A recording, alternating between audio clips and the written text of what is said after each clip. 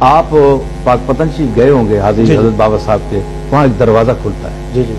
تو بعض لوگوں کا اب جنتی دروازہ اس کو کہتے ہیں، تو دوسرے جو فرقے کے لوگ ہیں وہ ہم پر اعتراض کرتے ہیں کہ رسول اللہ صلی اللہ علیہ وسلم کے سارے دروازے ہیں حرم شریف کے، وہاں کوئی دروازہ جنتی نہیں ہے،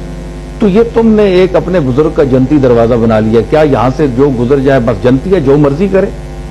تو یہ کیا فلسفہ ہے؟ تو میں ان سے یہی کہتا ہوں کہ یہ مطلب نہیں ہے کہ یہ جنتی ہے۔ ہمارے حضرت نظام الدین اولیاء ایک بہت بڑی شخصیت ہیں، ہم ان پر جھوٹ کا وہ امکان جو ہے وہ ان پر نہیں تہمت لگا سکتے کہ معاذ اللہ انہوں نے اتنا بڑا جھوٹ بولا ہوگا۔ دوسرے دریدہ دان کہہ سکتے ہیں، ہم تو نہیں کہہ سکتے، نہیں ہے۔ تو اتنا بڑا شخص کہہ رہا ہے کہ میں نے رسول اللہ کی زیارت کی، بابا فرید کے اس دروازے پر کھڑے تھے اور وہ فرمایا کہ من دخل هذه الباب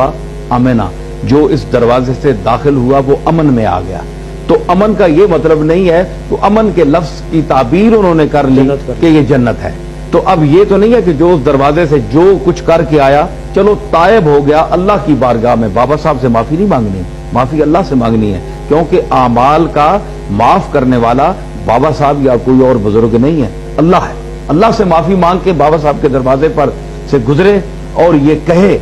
کہ میں آج سے بابا فرید کا طرز عمل اختیار کر رہا ہوں، اے میرے مالک مجھے معافی دے اور میں اس دروازے سے گزر رہا ہوں اور وعدہ کرتا ہوں، بس اللہ اس کو جنتی بنا دے، وہ ٹھیک ہے۔ اقرار کی میں ان سے یہ کہتا ہوں کہ اب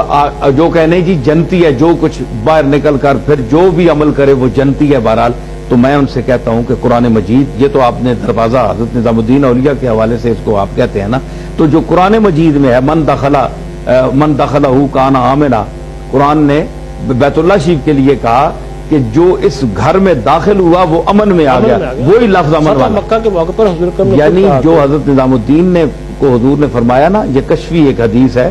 یہ علماء ظاہر میں اس کو تسلیم نہیں کیا جاتا، یہ صوفیاء کی دنیا میں ہم چونکہ حضرت نظام الدین کا احترام کرتے ہیں اس لیے ہم تسلیم کرتے ہیں کہ حضور نے فرمایا ہوگا، لیکن ظاہر حدیث جو ہے حدیث والے اس کتابوں میں اس کا نہیں ہے، وہ عمل نہیں ہوتا۔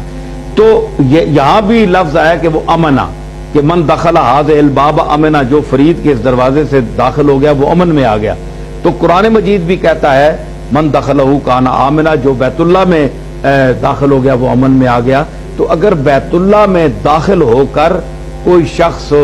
حج کر کے بعد میں وہی چوری چکاری کرے، بدکاری کرے،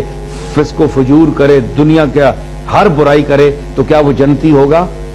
کوئی عالم فتویٰ نہیں دے گا کہ وہ جنتی ہے، حالانکہ بیت اللہ میں چلا گیا اور قرآن نے کہا کہ وہ امن میں آ گیا، اس کے باوجود وہ جنتی نہیں ہے کیونکہ اس کا عمل غلط ہے۔ تو اگر بیت اللہ میں جا کر کردار ٹھیک نہ کرنے کی صورت میں جنتی نہیں ہو سکتا، تو بابا صاحب کے دروازے سے گزرنے سے جنتی کس طرح ہو سکتا ہے انسان؟ جب تک بابا صاحب کے کردار کو نہ اپنائے۔